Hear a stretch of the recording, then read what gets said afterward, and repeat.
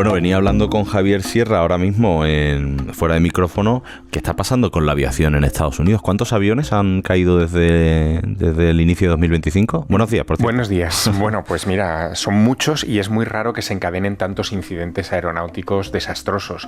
Todo empezó el 29 de enero cuando un avión comercial se estrelló contra un helicóptero en Washington, cerca del aeropuerto Ronald Reagan, pero es que aquello le siguió unos días más tarde, el día 31, lo del avión medicalizado que iba con 6 pasajeros a bordo y que también se estrelló en Filadelfia. El 6 de febrero ocurrió el asunto al que vamos a dedicarle un poquito más de atención, que es el de una Cessna que se estrelló con 10 personas en Alaska, en una zona muy controvertida, pero es que en la madrugada de hoy, hace unas horas, se estrellaba otro avión en Scottsdale, Arizona. Era un choque entre 2 aviones en la pista del aeropuerto. ¿Otra vez? Sí, otra vez, porque efectivamente hace unos días también hubo otro incidente, el 5 de febrero, cuando el ala derecha de un Boeing de Japan Airlines se estrella en una maniobra mala contra la cola de otro avión en un aeropuerto americano. Son demasiados incidentes. Llama mucho la atención. Y es verdad que, en fin, que esto...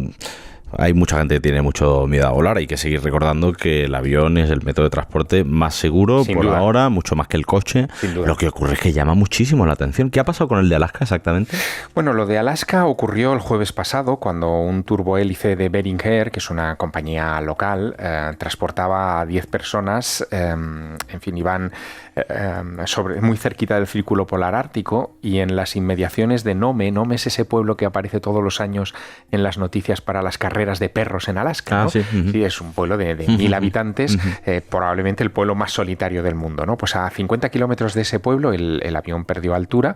Es verdad que las temperaturas eran muy bajas, era 8 grados bajo cero en superficie, o sea que en altura era muchísimo menos, y aquello, probablemente por una congelación de las alas o algo por el estilo, hizo que el aparato se estrellase. El tema es que a raíz de ese incidente se montó una operación de rescate y por suerte en 24 horas localizaron los restos del avión y los cuerpos de las personas fallecidas. Digo por suerte porque no es lo más normal. En Alaska, cada vez que hay un incidente de aviación, y son muchos, es casi imposible dar después con el avión. Porque, claro, efectivamente, por las condiciones climatológicas, el aparato cae, pero si está nevando, la nieve cubre rápidamente los restos y en cuestión de 2 horas, por ejemplo... Normalmente son blancos. Eso es lo que le pasó al avión de los Andes, que iba el de la Sociedad de la Nieve, del equipo uruguayo de rugby. Efectivamente, pero fíjate, se da la circunstancia de que Alaska duplica el número de personas desaparecidas cada año de la media de los Estados Unidos. O sea, son unas 400 personas cada año las que desaparecen allí. No todas van en avión, hay algunos que son excursionistas, en fin, gente que va a explorar alguna zona de Alaska remota y que de repente pierde control y no se encuentra, pero hay un área que concentra casi todos estos incidentes. Ese triángulo estaría entre las ciudades de Juneau en el sureste, Barrow en el norte y Anchorage, que es mucho más famosa, en el sur. Es un triángulo de muchos kilómetros cuadrados. Alaska, para que tengamos una idea, es 4 veces España. Sí. 4 veces España, ¿no? Es enorme. Bueno, pues imagínate, ese triángulo sería como España, más o menos. Pues es un triángulo grande. Es un triángulo grande. Y en esa área, en los últimos años se han producido una serie de incidentes que han generado la leyenda de que allí se produce un tipo de triángulo a lo Bermudas, ¿no? La leyenda empieza en 1972, cuando el 16 de octubre otra avioneta Cessna, otro avión de pequeña capacidad, con un líder demócrata a bordo, que era el presidente de la Cámara de Representantes, Thomas Hale, desaparece en medio de la nada cerca de Anchorage. Se monta una operación de rescate que fue espectacular, estamos hablando de los años 70, con más de 50 aviones civiles y 40 militares durante 39 días, que peinan sistemáticamente toda la ruta del avión. Bueno, a fecha de hoy no se ha encontrado ni un tornillo. Ni uno. Hay todo tipo de ideas y de teorías sobre esto, incluso de la conspiración, porque resulta que Thomas Hale Box era parte de la Comisión Warren. No. Oh, amigo. Sí. De la que investigó el magnicidio de JFK. Sí.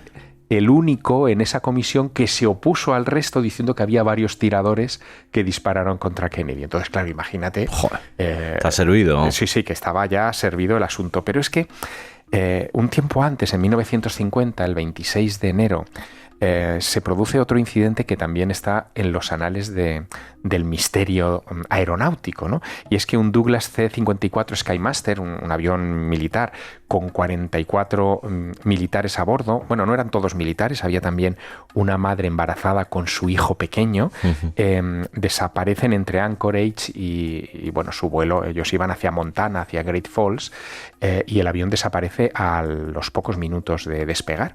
El caso es que se lo buscó. Su última comunicación era una comunicación donde decía que veían hielo en las alas, y se montó un dispositivo de 85 aviones militares. También eso es mucho. Claro, mucho, porque estamos hablando de los 50. Es la época... Claro. De la Guerra Fría. Alaska está con frontera con la Unión Soviética entonces. Se pensaba que podía haber habido algún tipo de acción militar contra ese avión. Bueno, pues 85 aviones rastrearon 910.000 kilómetros cuadrados, vale. En fin, durante más de un mes. Y también fueron incapaces de dar con los restos de ese avión. Es más, para que te hagas una idea, 3 aviones de las operaciones de rescate se estrellaron. No hubo muertos, se les pudo rescatar, afortunadamente, pero no se supo nada. Y además se pensó, y esto es muy interesante, que ese avión... es que ese avión llevaba una cabeza, una bomba nuclear, ¿no? Lo que pasa es que no estaba armada, no tenía, digamos, las cabezas de plutonio no estaban armadas, pero la llevaba a bordo. Y se habló de que es el primer caso de Broken Arrow, que es el código militar. Se ha hecho una película incluso, ¿no? Lo he visto yo. Sí, Broken Arrow, flecha rota, sí. Es el código militar que se aplica a aviones que tienen un accidente y que llevan a bordo armas nucleares. Vale. Por ejemplo, un Broken Arrow fue lo que pasó en Palomares, o sea, sí. el más famoso probablemente y el más grave de todos los sucedidos. Y este avión del año 50 es uno de esos Broken Arrows. Y eso ocurre también en esta zona que hoy se conoce como el Triángulo de Alaska. Vale. Tengo muchas preguntas. Lo primero, porque estará todo el mundo diciendo Triángulo de las Bermudas. ¿Hace cuánto que no se habla del Triángulo de las Bermudas y por qué no se habla tanto? Hace mucho que no se habla del Triángulo de las Bermudas, que sería esa zona que está en la Florida, en el sur de los Estados Unidos, y que abarcaría un área también muy grande. En esa zona se han contabilizado desapariciones también sin rastro, como el vuelo 19 en 1945, cuando 5 torpederos desaparecen en un día claro, pristino, sin dejar ni rastro, y esos 5 torpederos todavía están en busca. ¿Todavía no se han encontrado? Todavía no se han encontrado y se debieron caer al mar, se supone, pero no se ha dado nunca con nada. Y lo que sostienen las autoridades es que probablemente la mejora de los sistemas de navegación, el implemento de los GPS satelitales, etcétera, ha hecho que disminuyan mucho esos incidentes, pero que también a la vez admiten que es una zona de alteraciones electromagnéticas, sin saber cómo, ni por qué, ni en qué momento. ¿Qué significa alteraciones electromagnéticas? Pues que las brújulas se vuelven locas, porque de repente hay algo en la zona que hace que giren y que los compases pierdan el norte. Pero esto, claro, con la navegación electrónica, no con la navegación a compás natural, digamos, que es la que se hacía en la Segunda Guerra Mundial, eso se ha evitado y ha habido posibilidades de superar muchos extravíos. Ahora uno puede pensar que los satélites llevarán no sé si hay satélites con escáner, supongo que sí, ¿no? Bueno, fíjate, a raíz del incidente de 1972 del Triángulo de Alaska, el de la desaparición de este miembro de la Comisión Warren, se obligó a todos los aviones en los Estados Unidos a tener transmisiones de localización de emergencia. Fue un implemento, una mejora de la navegación aérea civil que luego se extendió al resto del planeta, y fue a raíz de ese incidente.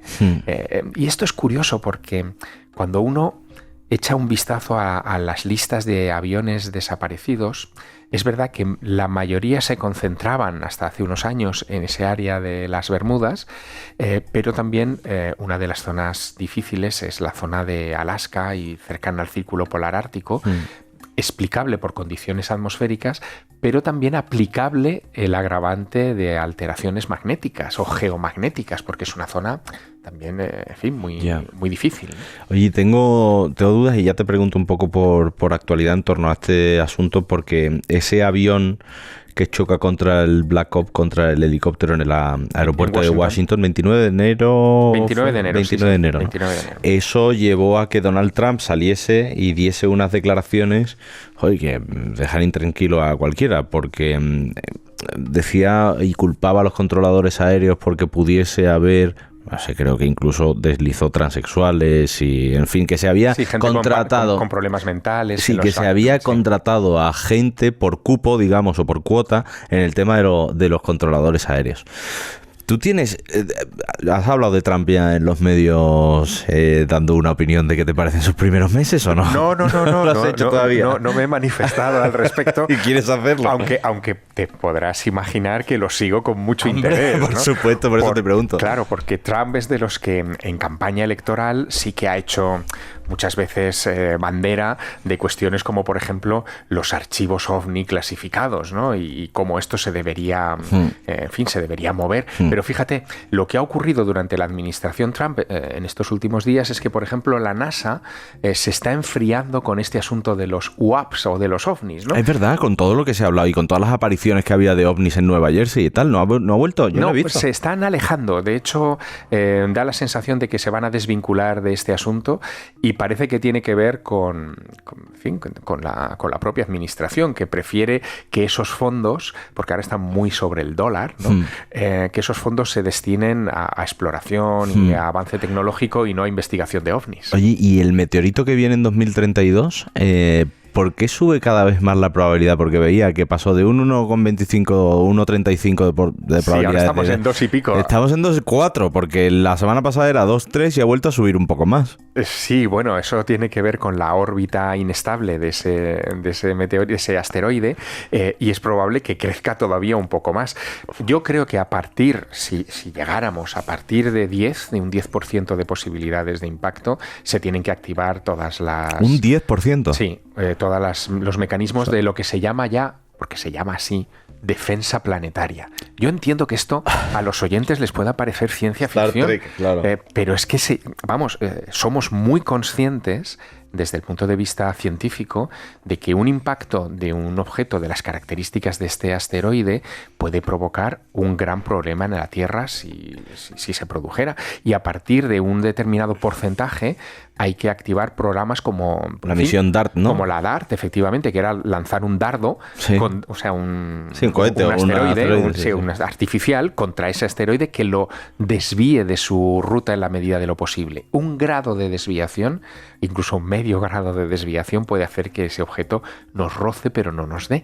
Y eso hay que preverlo y hay que montar con tiempo, claro, hay que montar esas misiones. Un asteroide así, si pasa cerca de la Tierra, ¿se llega a ver? Es decir, se puede ver con... Se puede llegar a ver con los telescopios. Pues claro. O sea, no a viva, o sea, no con el... No. Si se viera a simple vista tendríamos un problema ya.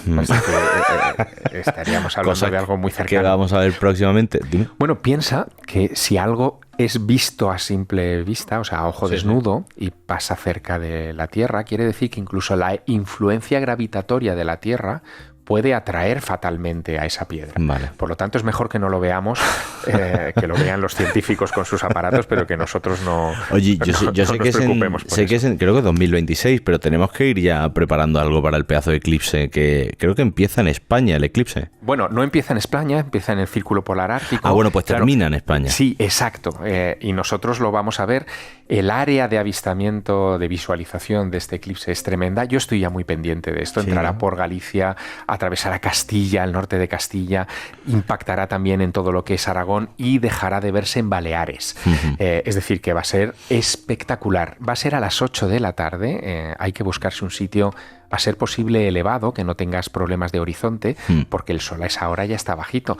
Pero lo que va a ocurrir en España, ya hablaremos, es que en el 26 tenemos eclipse, en el 27 tenemos otro eclipse total de Sol y en el 28 hay también otro. Es decir, que esto no se ha dado nunca. Turismo. Que sepamos. O sea, eso va a traer dinerete, digo yo, ¿no? Por lo menos de Europa. Sí, pero va a traer también muchos quebraderos de cabeza a Protección Civil y a todo lo que implica la seguridad, porque van a ser miles, decenas de miles, si no cientos de miles, si no millones de personas las que se van a mover por carretera, por ejemplo, para seguir el eclipse. Tenemos que hacer un especial de esto para ir explicando cosas. Sin duda. Javier, amigo, hasta el martes. Hasta el martes. Gracias.